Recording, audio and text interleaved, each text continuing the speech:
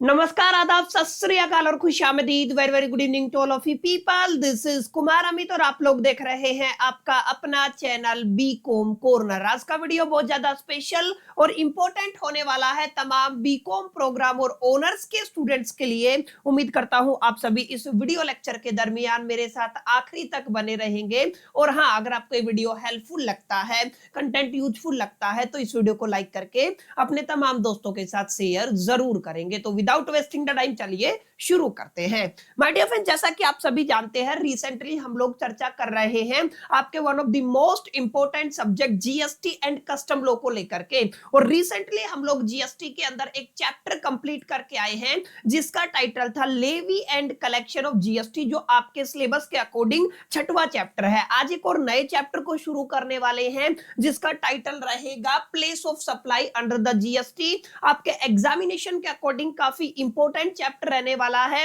उम्मीद करता हूं मेरे साथ इत्मीनान से आखिरी तक इस लेक्चर के दरमियान आप सभी बने रहेंगे। तो ज्यादा बातें ना करते हुए बढ़ते हैं लेक्चर की तरफ और समझने की कोशिश करते हैं क्या कुछ है पूरा मामला। देखिए माय डियर फ्रेंड्स, अगर आप लोग ध्यान से देखेंगे तो जीएसटी के अंदर हमने पढ़ा था कि सर जब भी आप लोग जीएसटी पढ़ते हैं ना, तो जीएसटी के अंदर सप्लाई होना जरूरी है। सप्लाई चाहे आपका गुड्स का हो चाहे आपके सर्विसेज का हो। और अगर आप सभी को याद हो तो मैंने बताया था जो सप्लाई है अपने आप में एक टैक्सेबल इवेंट है, जहां पर हम लोगों ने टैक्सेबल इवेंट को समझा था और सप्लाई के मीनिंग को समझा था।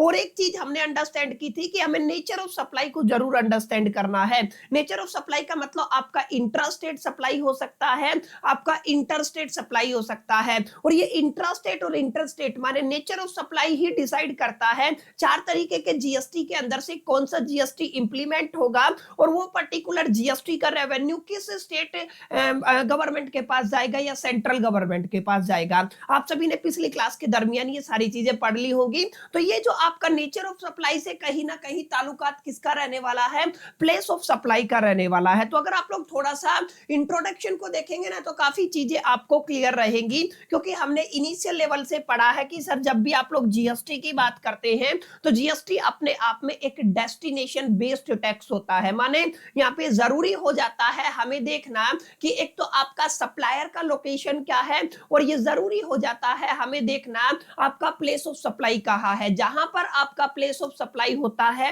अमूमन जनरली बहुत सारे केसेस के अंदर आप लोग देखते हैं उसी पर्टिकुलर स्टेट यूनियन टेरिटरी के पास, उस गवर्नमेंट के पास वो रेवेन्यू चला जाता है आपके जीएसटी का। तो आपको समझना ये है क्योंकि ये जो जीएसटी है अपने आप में कैसा टैक्स रहने वाला है, आपका डेस्टिनेशन बेस्ड टैक्स रहने वाला है। तो ऐसे में ध्यान रखिएगा, ऐसे में revenue must occur to the state, यानी कि रेवेन्यू कहां पे जाएगा, उस स्टेट गवर्नमेंट के पास जाएगा जहां पर हमारा गुड्स या सर्विस क्या हुआ है, कंज्यूम हुआ है। समझ में आया। और कंज्यूम का मतलब क्या है, हमें निकालना पड़ेगा यहाँ पे प्लेस ऑफ सप्लाई, जिसके लिए आप लोग शॉर्ट एब्रिविएशन क्या यूज करने वाले हैं, पीओएस यूज करने वाले हैं। समझ में आया। तो ये आपको बेसिक चीजों का ख्याल रहना भी चाहिए। हालांकि ये सारी चीजें हम लोग पहले क्लासेस के अंदर पढ़ भी चुके हैं। और जैसा कि इस चीज का भी आप सभी को पता है, जब भी आप लोग जीएसटी की बात करते हैं तो हमारे पास हिंदुस्तान के अंदर ड्यूअल मॉडल ऑफ जीएसटी काम करता है। यानी कि हमारे पास दो तरीके की सप्लाई होती है, एक आपकी इंट्रास्टेट सप्लाई होती है, एक आपकी इंटरस्टेट सप्लाई होती है। और इंट्रास्टेट और इंटरस्टेट के लिए हमें नेचर ऑफ सप्लाई को फाइंड आउट करना जरूरी है। और नेचर ऑफ सप्लाई को निकालने के लिए हमें सबसे पहले लोकेशन ऑफ सप्लायर को पकड़ना पड़ेगा, जो बहुत इजी है। उसके बाद हमें क्या जानना पड़ेगा, प्लेस ऑफ सप्लाई जानना पड़ेगा। ये दोनों चीजें आपको अंडरस्टैंड होनी चाहिए, इनकी समझ, इनकी मालूमात होनी चाहिए। अगर आप लोग नेचर ऑफ सप्लाई को निकालना चाहते हैं, अगर आप लोग ये समझना चाहते हैं आपकी सप्लाई इंट्रास्टेट है या इंटरस्टेट। अब इंट्रास्टेट क्या होता है हमने पिछली क्लास के दरमियान पढ़ा, इंटरस्टेट कैसे होता है ये भी हमने पढ़ा, कैसे आप लोग डिफरेंशिएट करते हैं ये भी हम लोगों ने पढ़ लिया। लेकिन जो बच्चे डायरेक्ट इस लेक्चर के अंदर आए हैं उनके लिए मैं एक थोड़ा सा इंट्रो दे देता हूं ताकि आपको एक बेसिक अंडरस्टैंडिंग हो जाए। तो माय डियर फ्रेंड, जब भी आप लोग नेचर ऑफ सप्लाई की बात करेंगे, ध्यान से समझना मेरी बात को, हम लोग किसकी बात कर रहे हैं, हम लोग नेचर ऑफ सप्लाई की बात कर रहे हैं। और जब भी आप लोग नेचर ऑफ सप्लाई को लेकर के चलते हैं ना, तो आपको ध्यान क्या देना है, हमारे पास दो तरीके की सप्लाई एग्जिस्ट करती हैं।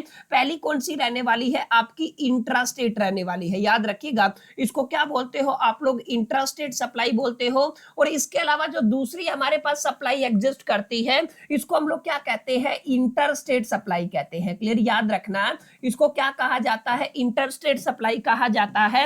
और दोनों को किस पैरामीटर पे क्लासिफाई किया गया है सर, सबसे पहले हमें लोकेशन निकालना है, अभी भी पढ़ा ना हमने, क्या फाइंड आउट करना है, लोकेशन ऑफ सप्लायर, माने जो सप्लायर है उसकी लोकेशन आपको फाइंड आउट करनी है।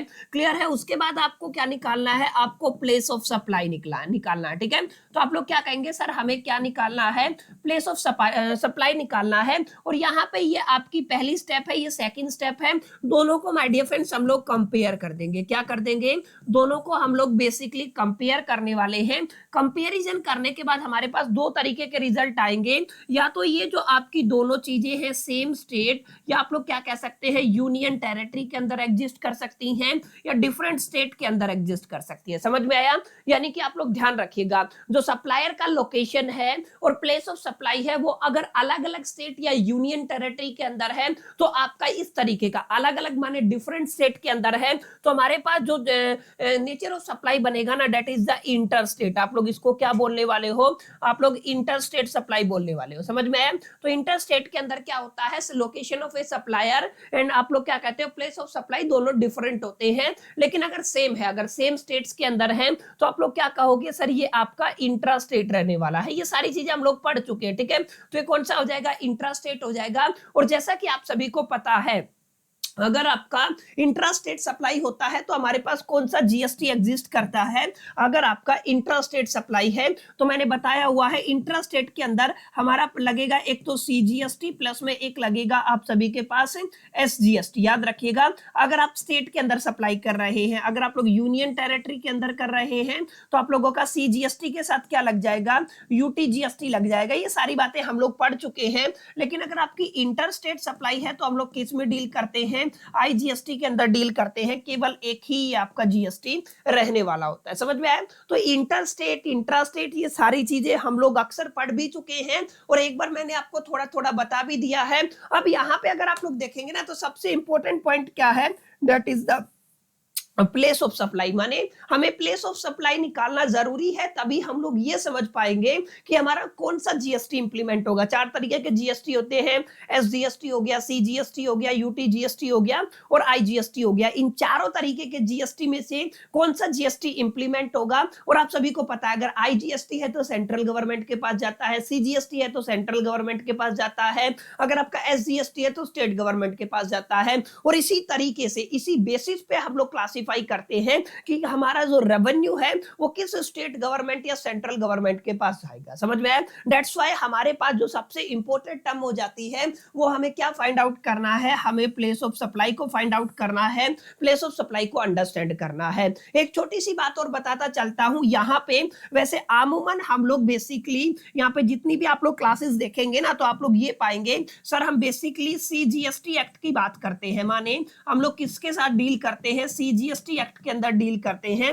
लेकिन याद रखिएगा, ये अकेला आपके सिलेबस का चैप्टर है जहां पर हम लोग जितने भी प्रोविजंस को पढ़ेंगे, सेक्शंस को पढ़ेंगे, वो आपके आईजीएसटी एक्ट से रिलेटेड होंगे। माने यहां पर जितने भी सेक्शन हम लोग पढ़ने वाले हैं वो कौन से एक्ट के रहेंगे, वो आपके आईजीएसटी एक्ट के रहने वाले हैं। समझ में आया? तो अगर आपसे पूछा जाए, कोई भी अगर आपसे पूछ लेता है जब भी आप लोग ग्रेजुएशन करके बाहर जाओगे कि एग्जैक्टली कौन सा एक ऐसा चैप्टर है जिसके अंदर हम जितने भी सेक्शंस पढ़ते हैं, प्रोविजंस पढ़ते हैं, उनका ताल्लुकात केवल और केवल आईजीएसटी एक्ट से रहने वाला है, तो that is the place of supply. ये प्लेस ऑफ सप्लाई ही रहने वाला है। इसके अलावा हम लोग कहीं कहीं पे थोड़ा थोड़ा आईजीएसटी का जिक्र करते हैं। मेजॉरिटी ऑफ द सेक्शन हम लोग किससे डील करते हैं, सीजीएसटी एक्ट 2017 से डील करते हैं। ठीक है, और एक बात और आपको ध्यान में रखनी है, अगर आप लोग प्लेस ऑफ सप्लाई की बात करते हैं, यानी कि आप लोग पीओएस की बात करते हैं, तो जो आपका आईजीएसटी एक्ट है उसके अंदर कुछ सेक्शन है जिन्हें हमें वन बाय वन करके पढ़ना होगा। जैसे सर सेक्शन नंबर 10 हो गया, 11 हो गया, 12 हो गया और 13 हो गया। समझ में आया? तो टोटल कितने सेक्शन है, 4 सेक्शन रहेंगे। Section number 10, section number 11, section number 12 और सेक्शन नंबर 13, ये 4 सेक्शन रहेंगे। अगर हमारे पास समय रहता है, और ये मैं एक बार क्रॉस कंफर्म करूंगा कि हमारे पास एग्जैक्टली ये जो सेक्शन नंबर 14 भी वैसे यहाँ पे इंक्लूड किया जाता है, लेकिन ये सिलेबस में है कि नहीं है, बहुत हद तक पिछली बार ये आपके सिलेबस में नहीं था, तो मैं दैट्स वाई इसको स्किप करने वाला हूं। अगर अब की बार इंक्लूड किया होगा तो डेफिनेटली हम इसके ऊपर चर्चा कर लेंगे। लेकिन आप समझिएगा मेजर जो हमारे सेक्शन है वो क्या क्या रहेंगे। सर हमारा एक सेक्शन रहेगा 10, 11, 12 और 13। ये आपको थोड़ा ध्यान में रखना है। सर जो पहले दो सेक्शन है, सेक्शन नंबर 10, 11 और 12 और 13, याद रखिएगा सेक्शन नंबर 10, 11 का जो ताल्लुकात है ना, स्पेसिफिकली गुड्स से जुड़ा हुआ है। क्लियर? किससे जुड़ा हुआ है? गुड्स से जुड़ा हुआ है। और सेक्शन नंबर 12 और 13 का जो ताल्लुकात है वो किससे जुड़ा हुआ है? सर्विसेज से जुड़ा हुआ है। क्लियर? तो सेक्शन 10 और 11 गुड्स में डील करेगा, सेक्शन 12 और 13 आपके सर्विसेज में डील करेगा। समझ में आया? और ये जितने भी सेक्शन है ये आईजीएसटी एक्ट 2017 के रहने वाले हैं। इस बात को आपको अपने ख्याल में और अपने जहन में रखना है। समझ में आया? तो माय डियर फ्रेंड्स, उम्मीद करता हूं आपको इस चीज का क्लैरिटी मिला होगा कि सर यहां पर प्लेस ऑफ सप्लाई जीएसटी के केस में काफी इंपॉर्टेंट, अहम और जरूरी हो जाता है। और ये हमारे लिए भी जरूरी है कि हम पर्टिकुलर इस कॉन्सेप्ट को काफी डिटेल में जाकर के, काफी गहराई में जाकर के पढ़े। अब अगर आप लोग लीगल फ्रेमवर्क की बात करते हैं तो मैंने बताया लीगल फ्रेमवर्क के अंदर हम लोग किस में डील करेंगे। जैसा कि अभी अभी मैंने बताया सर हम लोग यहाँ पे आईजीएसटी एक्ट 2017 को पढ़ते हैं, ये आपको ख्याल में रखना है। और आईजीएसटी एक्ट के अंदर भी अगर आप लोग ध्यान से देखेंगे तो हमारे पास चैप्टर नंबर 5 है, जहां पर हम लोग यहाँ पे काफी डिटेल में जाकर के चीजों को चर्चा करते हैं।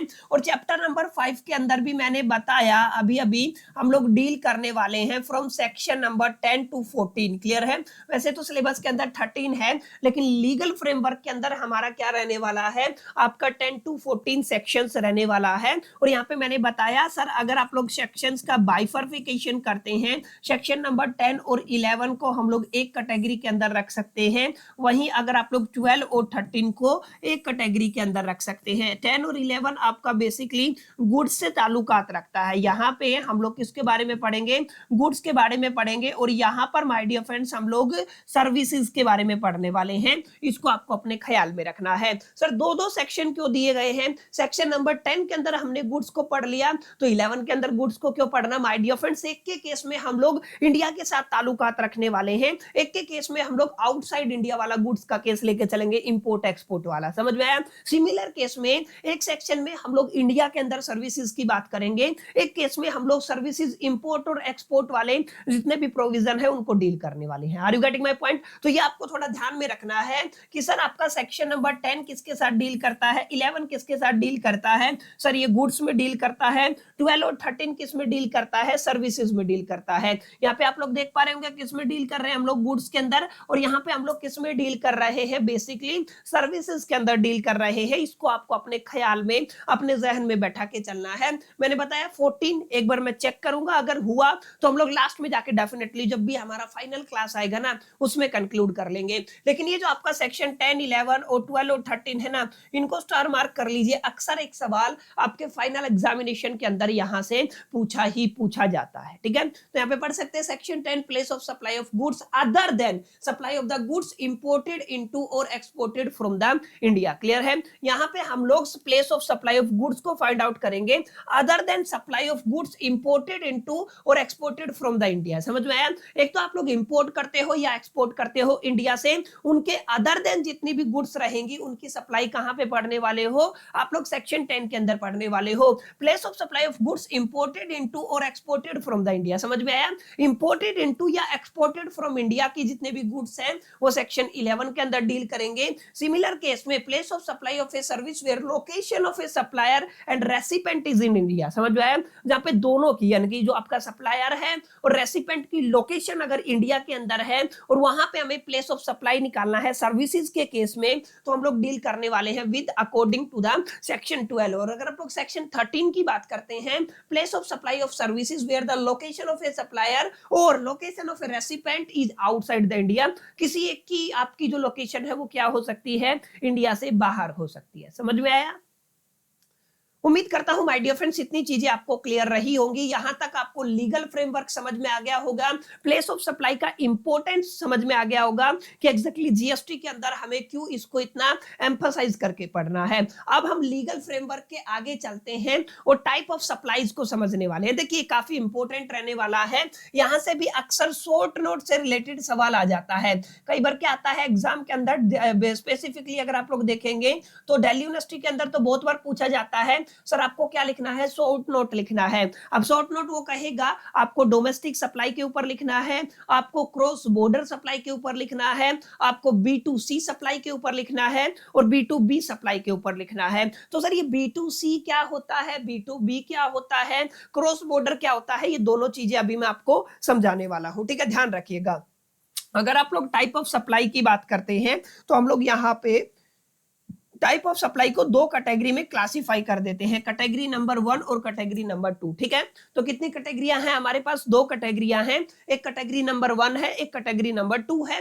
पहली कैटेगरी के अंदर हम लोग ज्योग्राफिकल बेसिस को लेके चलते हैं, ज्योग्राफिकल कंडीशंस को लेके चलते हैं, यानी कि जो देश जिस तरीके से जो आपकी कंट्रीज एग्जिस्ट करती है बाउंड्री के बिहा पे, ज्योग्राफिकल लिमिटेशन के बिहा पे हम लोग यहाँ पे पहला बेसिस क्या लेके चलेंगे, ज्योग्राफिकल बेसिस लेके चलेंगे, और दूसरा आपका पर्पज ऑफ द रेसिपेंट को लेकर के चलेंगे। माने एक होता है आपका सप्लायर, जीएसटी के केस में आप सभी ने पढ़ा होगा, एक क्या होता है आपका सप्लायर होता है और एक क्या होता है आपका रेसिपेंट होता है। क्या होता है आपका रेसिपेंट होता है। याद क्या रखना है सर, इस रेसिपेंट का पर्पज क्या है, याद रखिएगा इस रेसिपेंट का पर्पज क्या है। इस पर्पज के बिहा पे भी आप लोग टाइप ऑफ सप्लाई को क्लासिफाई करते हैं, समझ में आया। तो ज्योग्राफिकल कंडीशंस के बिहा पे केवल हम लोग डील करेंगे दो तरीके से। कितने तरीके से, दो तरीके से। सबसे पहला आपका डोमेस्टिक सप्लाई रहेगा, एक आपका क्रॉस बॉर्डर सप्लाई रहेगा। बहुत हद तक नाम से भी आप लोग आइडेंटिफाई कर पा रहे होंगे, एक डोमेस्टिक सप्लाई है,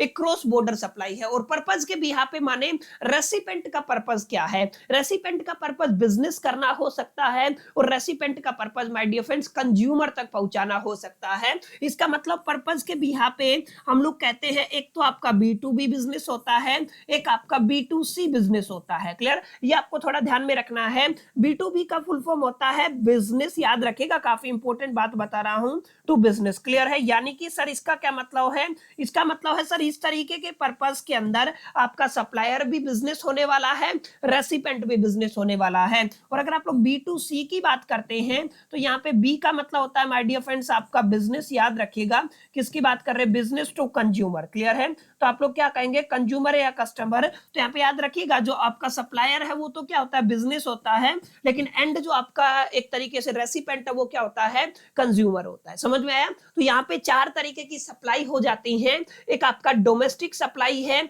एक आपका क्रॉस बॉर्डर सप्लाई है, एक आपका B2B यानी कि बिजनेस टू बिजनेस सप्लाई है, एक आपका बिजनेस टू कंज्यूमर या कस्टमर सप्लाई है। ठीक है, इनको याद रखना है। अब यहाँ पे ध्यान रखेंगे ज्योग्राफिकल बेसिस पे अगर आप लोग सबसे पहले किसकी बात करते हैं, डोमेस्टिक सप्लाई की बात करते हैं, तो सर क्या पॉसिबिलिटी है बताइए। अगर आप लोग डोमेस्टिक सप्लाई की बात करते हैं तो सर डोमेस्टिक सप्लाई के अंदर हमारा एक तो सप्लायर रहेगा एंड क्या रहेगा, रेसिपेंट रहेगा। दोनों कहां से ताल्लुकात रखेंगे, इंडिया से ताल्लुकात रखेंगे। समझ में आया।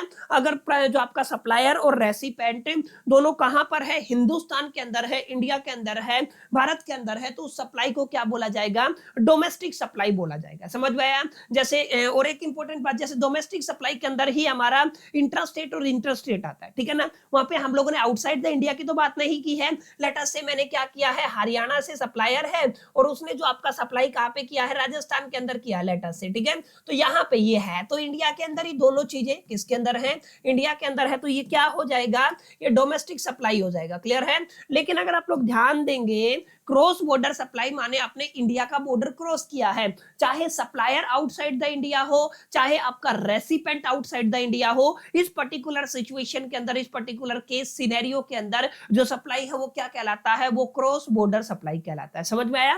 यानी कि जब भी आप लोग सप्लाई करते हैं, अगर आपका रेसिपेंट या तो आपका supplier outside the India exist करता है तो उसको क्या बोला जाता है, क्रॉस बॉर्डर सप्लाई बोला जाता है। जैसे अगर आपने यूएसए से कोई मटेरियल या गुड्स मंगवाया, सर्विस मंगवाया इंडिया के अंदर, तो यहाँ पे हुआ क्या है, सप्लायर आउटसाइड द इंडिया हो गया है, तो ये क्या कहलाएगा, ये क्रॉस बॉर्डर सप्लाई कहलाएगा। ठीक है। तो यहाँ पे याद रखना है डोमेस्टिक सप्लाई क्या होता है, क्रॉस बॉर्डर सप्लाई क्या होता है। अब इसके अलावा आपने पढ़ा पर्पज ऑफ रेसिपेंट के बिहा पे कि रेसिपेंट का पर्पज क्या है। रेसिपेंट का पर्पज खुद कंज्यूम करना है या फिर रेसिपेंट का पर्पज बिजनेस करना है। तो एक हो गया बिजनेस टू बिजनेस B2B, और एक हो गया आपका B2C जिसको आप लोग बिजनेस टू कंज्यूमर बोलते हैं। ठीक है, तो ये आपको थोड़ा ध्यान में रखना है। काफी डिटेल में जाके कई बार शॉर्ट नोट वाला सवाल यहाँ से पूछ लिया जाता है। खैर सवाल ना भी पूछा जाए लेकिन आपके पर्सनल डेवलपमेंट के बिहा पे आपको इस चीज की मालूमात होनी चाहिए, बेसिक अंडरस्टैंडिंग होनी चाहिए कि इस पर्टिकुलर टॉपिक के अंदर क्या क्या चीजें एग्जिस्ट करती है। ये मैंने थोड़ा सा आप सभी के सामने नोट्स की फॉर्म में दे दिया है। जो बच्चे लिखना चाहें वो लिख सकते हैं। सर डोमेस्टिक सप्लाई के अंदर क्या होता है, दोनों आपका सप्लाई और रेसिपेंट कहां से ताल्लुकात रखते हैं, इंडिया से ताल्लुकात रखते हैं। और क्रॉस बॉर्डर के अंदर आपका आइदर सप्लायर और recipient is outside the India, आपका या तो आपका सप्लायर या तो आपका रेसिपेंट आउटसाइड द इंडिया रहेगा, तो ये क्या कहलाएगा, क्रॉस बॉर्डर सप्लाई कहलाएगा। जैसे ये जो गवर्न होती है basically cross border supply, section 11 goods से ताल्लुकात रखता है, 13 सर्विसेज से ताल्लुकात रखता है। हमने पढ़ा ना, जैसे गुड्स के अंदर हमने 2 सेक्शन पढ़े थे, सेक्शन 10 पढ़ा और सेक्शन 11 पढ़ा। क्लियर है, याद क्या रखना है, 10 वाला इंडिया के अंदर डील करता है, माने गुड्स कहां की बात हो रही है, इंडिया की बात हो रही है। आउटसाइड द इंडिया कौन से सेक्शन के अंदर हम लोग पढ़ते हैं, हम स्पेसिफिकली 11 के अंदर पढ़ते हैं। ऐसे अगर सर्विसेज की बात करें तो हमारे पास 12 और 13 थे। तो मैंने बताया था 12 में हम लोग इंडिया की सर्विसेज को लेकर के चर्चा करते हैं और 13 के अंदर हम लोग आउटसाइड इंडिया वाली सर्विसेज को लेकर के चर्चा करते हैं। ठीक है, तो यहाँ पे याद रखिएगा सेक्शन 11 क्रॉस बॉर्डर सप्लाई से डील करता है गुड्स के अंदर, सेक्शन 13 क्रॉस बॉर्डर सप्लाई में डील करता है सर्विसेज के अंदर। और किसकी बात हो रही है, IGST एक्ट 2017 की। ठीक है, ऐसे हमने क्या पढ़ा सर, डोमेस्टिक सप्लाई के अंदर हमने बताया आपका रेसिपेंट या तो सप्लायर कहां पे रहेंगे, इंडिया के अंदर रहेंगे। और यहाँ पे आप लोग आगे क्लासिफाई करते हो, इंट्रा स्टेट हो गया या तो आप लोग इंटर स्टेट, क्योंकि हमने इसका एग्जाम्पल पढ़ा, इंट्रा स्टेट हो सकता है या तो आपका क्या हो सकता है, इंटर स्टेट हो सकता है। तो ये दोनों चीजें माय डियर फ्रेंड्स आपको थोड़ी सी अंडरस्टैंड कर लेनी है, याद कर लेनी है, समझ लेनी है। समझ में आया, तो ये आपको थोड़ा सा ध्यान में रखना है कि एग्जैक्टली किस तरीके से चीजें चलती हैं। तो अगर आप लोग कंक्लूड करना चाहे तो सर कैसे कंक्लूड कर सकते हैं, सर बड़ा आसान है। अभी तक हमने पढ़ा, एक तो आपका B2B सप्लाई होता है, एक आपका B2C सप्लाई होता है, एक हमने क्या पढ़ा सर, हमारा डोमेस्टिक सप्लाई होता है, एक आपका हमारा क्या होता है, क्रॉस बॉर्डर सप्लाई। ठीक है, तो आप लोग क्या कहेंगे, हमारे पास यही सारी चीजें तो बनी है ना। और हमने क्या पढ़ा है, हमने पढ़ा है IGST एक्ट 2017 के कुछ सेक्शन के साथ हमें डील करना है। सर कौन कौन से सेक्शन है, अभी तो बताया सर, आपका एक तो सेक्शन 10 रहेगा, याद है ना, एक आपका सेक्शन 11 रहेगा, एक आपका सेक्शन 12 रहेगा और एक आपका सेक्शन 13 रहेगा। समझ में आया, ये दोनों किससे ताल्लुकात रखते हैं, गुड्स से ताल्लुकात रखते हैं। ये दोनों सेक्शन आपके सर्विसेज से ताल्लुकात रखते हैं। और जैसा कि मैंने अभी अभी आपको बताया, क्रॉस बॉर्डर के बिहा पे आप लोग क्लासिफाई कर सकते हैं। जो आपका सेक्शन 10 है वो स्पेसिफिकली गुड्स के अंदर तो डील करता है, लेकिन ये गुड्स की सप्लाई है वो कैसी रहेगी, डोमेस्टिक रहेगी। क्लियर है, ये आपको थोड़ा याद रखना है, क्या रहेगी, डोमेस्टिक रहेगी। लेकिन अगर आप लोग सेक्शन 11 की बात करते हैं तो सेक्शन 11 के अंदर भी हम लोग गुड्स की सप्लाई के साथ ताल्लुकात रखने वाले हैं। लेकिन याद रखिएगा ये सप्लाई है ये कैसी रहने वाली है, ये क्रॉस बॉर्डर सप्लाई रहेगी। क्लियर है, सिमिलर मैनर में अगर आप लोग सेक्शन 12 की बात करते हैं तो यहाँ पे सर्विसेज की कौन सी सप्लाई की बात हो रही है, डोमेस्टिक सप्लाई की बात हो रही है।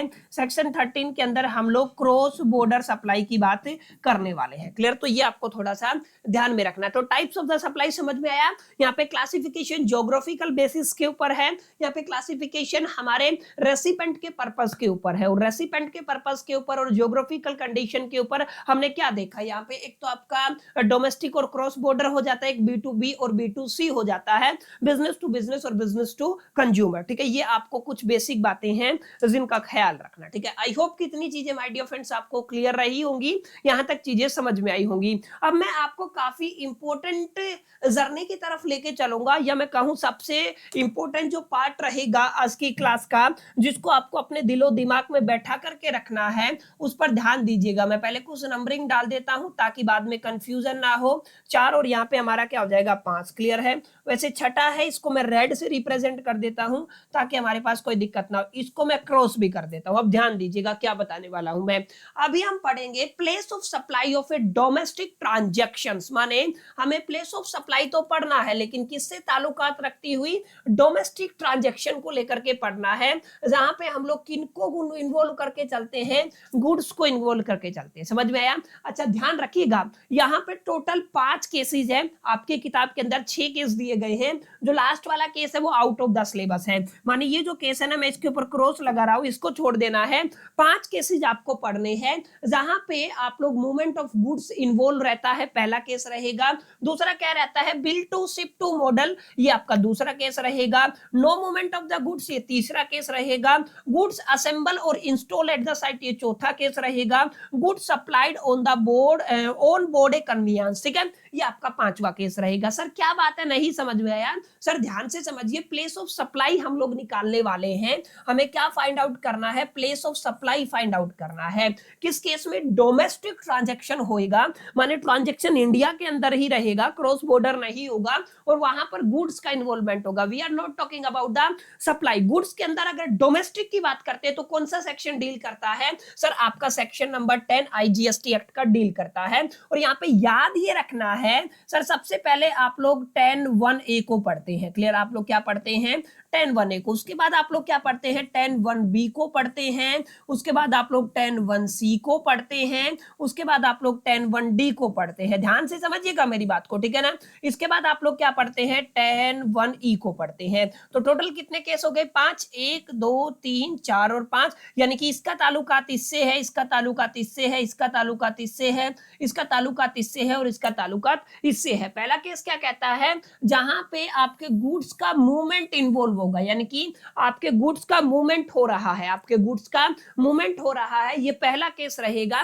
अगर आपके गुड्स मूव कर रहे हैं उस केस में प्लेस ऑफ सप्लाई कैसे निकालना है, इसका एक्सप्लेनेशन आईजीएसटी एक्ट के सेक्शन 10(1)(a) के अंदर दिया गया है। ये आपको ऐसे समझना है। समझ में आया? तो यहाँ पे एक्सप्लेनेशन कहां पे दिया गया है? सेक्शन 10(1)(a) के अंदर दिया गया है, अगर आपके गुड्स का मूवमेंट हो रहा है। अगर आप लोग आगे देखेंगे थोड़ा सा, तो आगे सर क्या है? Bill to ship to model है। Bill to ship to model का एक्सप्लेनेशन 10(1)(b) के अंदर दिया गया है। अगर आपके गुड्स का मूवमेंट नहीं हो रहा है तो यहां पर हम लोग 10(1)(c) के अंदर डील करने वाले हैं। समझ में आया?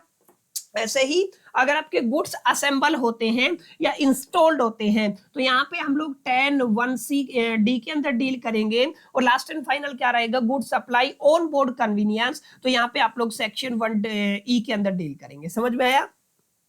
तो 5 पॉसिबिलिटी है गुड्स के अंदर अगर आपका डोमेस्टिक ट्रांजैक्शन होता है। ठीक है, क्या होता है? डोमेस्टिक ट्रांजैक्शन होता है। सबसे पहले केस को हम लोग थोड़ा समझने की कोशिश करते हैं।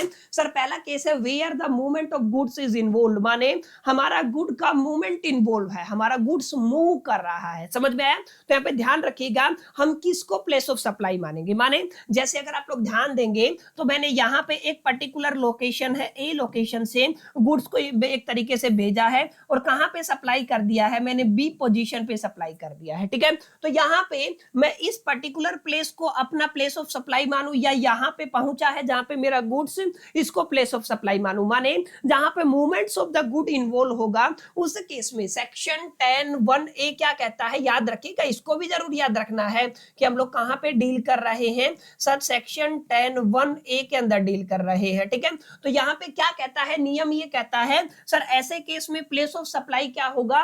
प्लेस ऑफ सप्लाई यानी place where the movement of the goods terminates for delivery to the recipient. समझ में आया?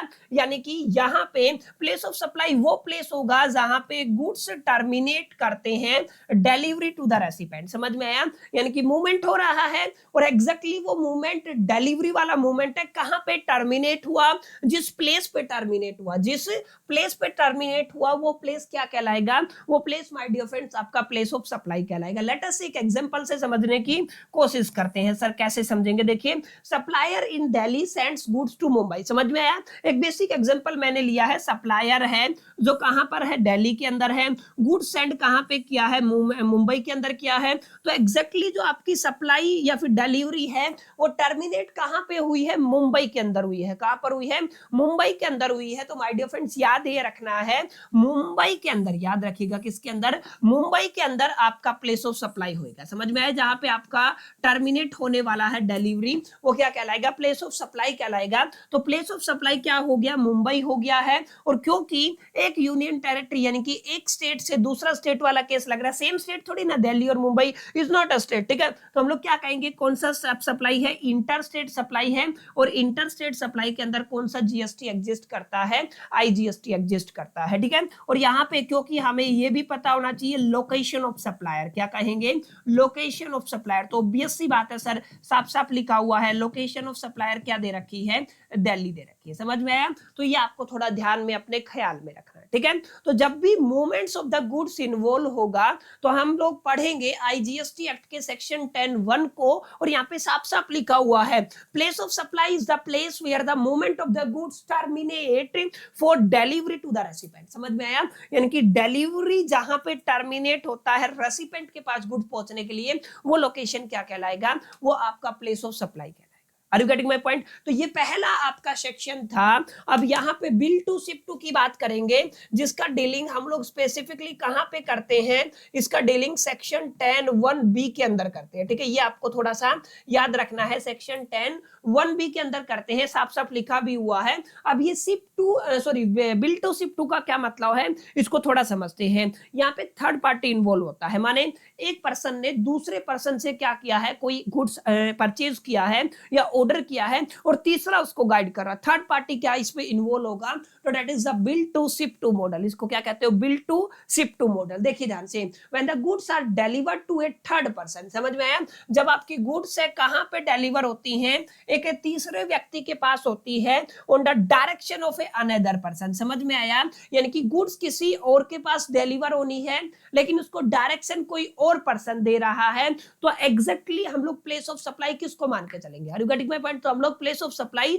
जिसको मान करके चलेंगे वो समझिएगा। तो यहां पर जो प्लेस ऑफ सप्लाई है ना, वो प्लेस ऑफ सप्लाई होगा जो प्लेस ऑफ थर्ड पर्सन है, माने आप लोग क्या कह सकते हैं, location of a person who order the goods, माने जिसने क्या किया है, कि आपका जो गुड्स को ऑर्डर किया है वो क्या कहलाएगा, वो आपका प्लेस ऑफ सप्लाई कहलाएगा। उस पर्सन की लोकेशन प्लेस ऑफ सप्लाई कहलाएगी। एक एग्जांपल से समझे, देखिए यहाँ पे कोई भी ए पर्सन है जो कहां पे रहता है, ध्यान रखिएगा, कोई भी ए व्यक्ति है जिसका एड्रेस कहां का है, सर आपके दिल्ली का है, क्लियर है। इसने क्या किया है, ऑर्डर किया है गुड्स, किससे ऑर्डर किया है, सर बी से ऑर्डर किया है, और बी का लोकेशन क्या दे रखा है, सर गुजरात दे रखा है, ठीक है। तो यहाँ पे याद रखिएगा बी का लोकेशन क्या है, गुजरात है।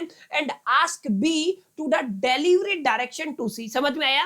अब इस बी ने क्या किया, डिलीवरी डायरेक्शन, याद रखिएगा किसकी बात कर रहा हूं मैं, आपकी डिलीवरी डायरेक्शन ली है, सर किससे ली है डिलीवरी डायरेक्शन, किसी व्यक्ति सी से ली है, और उसकी लोकेशन क्या है, सर चेन्नई है, क्या है आपकी चेन्नई है। तो याद रखिएगा, अब प्लेस ऑफ सप्लाई किसे माना जाएगा, तो नियम ये कहता है जिस भी व्यक्ति ने थर्ड पर्सन का अगर इन्वॉल्व होता है, तो जिस भी व्यक्ति का जिसने ऑर्डर प्लेस किया है, जो लोकेशन है वही लोकेशन आपका प्लेस ऑफ सप्लाई होगा, समझ में आया। ये क्या होगा, प्लेस ऑफ सप्लाई होगा। Are you getting my point. तो यहाँ पे प्लेस ऑफ सप्लाई क्या रहेगा, दिल्ली रहेगा, समझ में आया। तो ये आपको याद रखना है, जब भी आपका बिल टू शिप टू वाला केस आएगा, माने थर्ड पर्सन गाइड करता है, थर्ड पर्सन क्या करता है, गाइड करता है, तो जिस पर्सन ने, जिस व्यक्ति ने ऑर्डर प्लेस किया है, उसका जो लोकेशन है वही प्लेस ऑफ सप्लाई कहलाएगा, ठीक है। चलिए थोड़ा आगे बढ़ते हैं, तीसरे केस को देखते हैं, no movement of the goods, माने गुड्स मूव नहीं कर रहे हैं। इसका डीलिंग हम लोग स्पेसिफिकली कहां पे करते हैं माय डियर फ्रेंड्स, हम लोग इसका डीलिंग सेक्शन 10(1)(c) के अंदर करते हैं, ठीक है। एक बार मैं थोड़ा सा क्रॉस चेक कर लेता हूं ताकि बाद में कोई कंफ्यूजन ना हो, कई बार क्या होता है ना, सेक्शन गड़बड़ हो जाते हैं। तीसरा केस है supply not involving movement of the goods, yes absolutely right, यही है, no movement of the goods हमें पढ़ना है। और no movements of the goods के केस में हमें देखना है कि आपका गुड्स क्या नहीं कर रहा है, मूवमेंट नहीं कर रहा है। तो यहाँ पे प्लेस ऑफ सप्लाई निकालने का सीधा सीधा नियम क्या है, location of A goods at the time of the delivery, माने आपको वो लोकेशन पकड़नी है किसकी, गुड्स की, जो एग्जैक्टली डिलीवरी के टाइम पे थी, ठीक है ना। टाइम ऑफ द डिलीवरी यानी कि टाइम ऑफ द डिलीवरी जो लोकेशन था ना गुड्स का, वही क्या होगा, प्लेस ऑफ सप्लाई होगा। जैसे buyer purchase machinery already installed in the Rajasthan, समझ में आया, यानी कि एक बायर है, क्या है, एक आपका बायर है, उसने एक मशीनरी को परचेज किया है, ठीक है, उसने एक मशीन परचेज किया है जो ऑलरेडी इंस्टॉल्ड है, क्या है, ऑलरेडी इंस्टॉल्ड है, मूवमेंट तो नहीं हुआ है ना, कहां पे है, राजस्थान पे, तो यहाँ पे राजस्थान पे अगर इसका इंस्टॉलमेंट है तो टाइम ऑफ द डिलीवरी इसकी लोकेशन क्या है, राजस्थान है, तो प्लेस ऑफ सप्लाई भी क्या हो जाएगा, राजस्थान हो जाएगा। समझ आया, जब आपका मूवमेंट नहीं होता है, मूवमेंट नहीं होता है तो डिलीवरी के टाइम पे आपके गुड्स का जो लोकेशन होगा ना, वही क्या कहलाएगा माय डियर फ्रेंड्स, वो आपका प्लेस ऑफ सप्लाई कहलाएगा। समझ में आया। जैसे एक और एग्जांपल लेता हूं, लेट अस से मेरा जो एड्रेस है वो हरियाणा का है, ठीक है, तो आप लोग क्या कहेंगे, सर मैं हरियाणा से हूं, और हरियाणा में भी मैं कहां से हूं, ये आप लोग ले लीजिए, मान लीजिए मैं महेंद्रगढ़ से ताल्लुकात रखता हूं, ठीक है। अब महेंद्रगढ़ के अंदर मेरे पास ऑलरेडी एक स्टूडियो लगा हुआ था, क्या लगा हुआ था, स्टूडियो लगा हुआ था, ठीक है। अब यहाँ पे मूवमेंट इन्वॉल्व नहीं है, मैंने इसको सेल किया, कोई भी एक व्यक्ति है, लेट अस से मिस्टर अमित ही ले लो, ठीक है ना, अब ये इस स्टूडियो को परचेज करना चाहता है, ठीक है। अब यहाँ पे अभी इस स्टूडियो का मूवमेंट तो इन्वॉल्व नहीं है, लेकिन अभी इसका लोकेशन क्या है, सर इसका लोकेशन हरियाणा है, तो क्या मैं ये कह सकता हूं इस पर्टिकुलर केस में अगर मूवमेंट ऑफ द गुड नहीं होता है तो मेरा प्लेस ऑफ सप्लाई भी क्या होगा, हरियाणा होगा। समझ में आया, महेंद्रगढ़ होगा। समझ में आया, तो this is my place of supply, ठीक है। तो तीन केस मैंने पढ़े, tax section 10(1)A, section 10(1)B, section 10(1)C, ठीक है ना। 10(1)A के अंदर मूवमेंट्स ऑफ द गुड्स को देखा, 10(1)B के अंदर हम लोगों ने specifically bill to ship to वाला केस देखा, सेक्शन 1C के अंदर 10(1)C के अंदर हम लोगों ने no movements of the goods वाला केस देखा। अब थोड़ा आगे अगर आप लोग बढ़ोगे, 5 केस बताए थे ना, पांचों याद रखने, गुड्स असेंबल और इंस्टॉल्ड ऑन द साइट, माने अभी कुछ आइटम ऐसा मंगवा लिया जो या तो असेंबल होता है या इंस्टॉल होता है साइट के ऊपर। Are you getting my point. जैसे मैंने एसी मंगवाया, ठीक है, अब ये जो गुड्स है ना, ये या तो असेंबल होगा या तो इंस्टॉल होगा साइट के ऊपर, तो जिस साइट पे इसका असेंबलिंग हो रहा है, जिस साइट पे इसका इंस्टॉलमेंट हो रहा है, वो site place of the supply है। Are you getting my point. यानी आप लोग क्या कह सकते हैं, सर प्लेस ऑफ सप्लाई की बात कर रहे हो, प्लेस ऑफ इंस्टॉलेशन आप लोग क्या कहेंगे, प्लेस ऑफ इंस्टॉलेशन या प्लेस ऑफ असेंबली क्या कहलाएगा, लोकेशन कहलाएगा, जो लोकेशन है वो प्लेस ऑफ सप्लाई कहलाएगा। जैसे lift installed in the building in A Mumbai, lift आया तो कहीं और से है, लेकिन ये इंस्टॉल कहां पे हुआ है, मुंबई के अंदर हुआ है, तो बच्चा याद रखिएगा प्लेस ऑफ सप्लाई क्या बन जाएगा, मुंबई बन जाएगा। Are you getting my point. तो यहाँ पे प्लेस ऑफ सप्लाई क्या है, मुंबई। क्लियर है, तो बेसिक नियम है, याद रखिएगा। अच्छा ये भी मैंने बता दिया, इसका डीलिंग हम लोग कहां पे करते हैं, आपके आईजीएसटी एक्ट के सेक्शन 10(1)D के अंदर करते हैं, ठीक है। तो ये 4 केसेस हो गए हैं, लास्ट एंड फाइनल 5वां केसेस लेके चलते हैं, याद रखिएगा काफी इंपॉर्टेंट है। Goods supply on board a convenience, यानी कि ऑन बोर्ड का मतलब क्या है, लेट अस से आप लोग किसका एग्जांपल ले सकते हैं, सर आप लोग एग्जांपल ले सकते हैं ट्रेन का, एयरक्राफ्ट का या वेसल का। ट्रेन में मैंने कोई फूड मंगवा लिया, ठीक है, तो ये आपका क्या हो गया, ऑन बोर्ड आपने एक गुड्स मंगवाया, ठीक है, ऑन बोर्ड आपने क्या मंगवाया, गुड्स मंगवाया, ऑन बोर्ड कन्वीनियंस। तो इस पर्टिकुलर केस में एग्जैक्टली प्लेस ऑफ सप्लाई क्या होगा, इस पर्टिकुलर केस में प्लेस ऑफ सप्लाई क्या होगा, तो यहाँ पे ध्यान रखिएगा, अगर इस पर्टिकुलर केस में प्लेस ऑफ सप्लाई निकालना चाहते हैं तो location where goods are taken on board. समझ में आया, जहां पे गुड्स क्या किया गया है, ऑन बोर्ड किया गया है, टेकन ऑन बोर्ड किया गया है, वही लोकेशन प्लेस ऑफ सप्लाई होगा। जैसे food loaded on to a flight in Delhi, यानी कि फूड कहां से लोड किया गया है, दिल्ली से, तो दिल्ली ही आपका क्या हो जाएगा, प्लेस ऑफ सप्लाई, ठीक है। कहां पे डील करते हैं, सर यहाँ पे हम लोग डील करते हैं आपके सेक्शन 10(1)E के अंदर। क्लियर है, तो my dear friends total 5 cases हमने पढ़े हैं सेक्शन 10 के अंदर domestic transaction of the goods को लेकर के। पहला केस आपका क्या रहता है, जहां पे गुड्स मूव करता है, जहां पे गुड्स का मूवमेंट होता है। दूसरा case bill to ship to वाला केस था। तीसरा केस हमारे पास नो मूवमेंट वाला केस था। और चौथा केस अगर आप सभी को याद हो तो असेंबलिंग या इंस्टॉलेशन वाला केस था। और पांचवा केस क्या है आपका, good supply on board a conveyance. ठीक है, यहाँ पे 5 केसेज हैं। पांचों केसेज के अंदर हमने बताया आप लोग किस में डील करते हैं, यानी कि जैसे सेक्शन 10 की बात की, मैं यहाँ पे लिख देता हूं, ध्यान से देखिएगा। हमने किसकी बात की है, सेक्शन 10 की बात की है। और सेक्शन 10 के अंदर हम लोग किसकी बात करते हैं सर, यहाँ पे हम लोग डोमेस्टिक ट्रांजैक्शन, किसकी बात करते हैं, डोमेस्टिक ट्रांजैक्शन ऑफ गुड्स की बात करते हैं। ठीक है, तो ओके सर, ये तो हमें समझ में आ गया, डोमेस्टिक ट्रांजैक्शन ऑफ गुड्स की बात करते हैं। और specifically we have 5 cases in this particular section. ठीक है, तो हमारे पास कितने केस है, 5 केस हैं। पहला केस क्या कहता है, पहला केस कहता है माय डियर फ्रेंड्स आपका मूवमेंट ऑफ द गुड्स, ठीक है, यानी कि आप लोग क्या कहेंगे, आपका गुड्स क्या कर रहा है, मूव कर रहा है। तो मूवमेंट्स ऑफ द गुड्स वाला केस था, अगर आप सभी को याद हो तो इसको किस में डील किया है हमने, आपके 10(1)(a) के अंदर डील किया है। सेकंड केस अगर आप सभी को याद हो तो सेकंड केस क्या था माय डियर फ्रेंड्स, यहाँ पे हमारा बिल टू शिप टू वाला केस था। तो आप लोग क्या कहेंगे, सर हमारा बिल टू शिप टू, यानी कि थर्ड पर्सन यहाँ पे इन्वॉल्व हो जाता है, और इसको हम लोगों ने 10(1)(b) के अंदर पढ़ा है। इसी तरीके से हमारा तीसरा केस क्या था, सर तीसरा केस था हमारा नो मूवमेंट वाला केस, ठीक है। तो आप लोग क्या कहेंगे, सर हमारे गुड्स का कोई भी मूवमेंट नहीं हो रहा है, तो 10(1)(c) के अंदर हमने इसको पढ़ा। इसके अलावा हमारा जो चौथा केस था वो असेंबली वाला केस था या फिर इंस्टॉलेशन वाला केस था, ठीक है, याद रखिएगा कौन सा केस था, इंस्टॉलेशन वाला था, इसको हमने 10(1)(d) के अंदर पढ़ा है, ठीक है। और इसके अलावा अगर आप लोग देखेंगे लास्ट एंड फाइनल केस हमारा यही है, जिसको आप लोगों ने किसके नाम से जाना है, आपने जाना है गुड्स सप्लाइड। आप लोग क्या कहेंगे, आपका गुड्स क्या हुआ है, सप्लाई हुआ है ऑन बोर्ड कन्वीनियंस, ठीक है। तो आप लोग क्या कहेंगे, सर ये क्या है आपका ऑन बोर्ड कन्वीनियंस, ठीक है।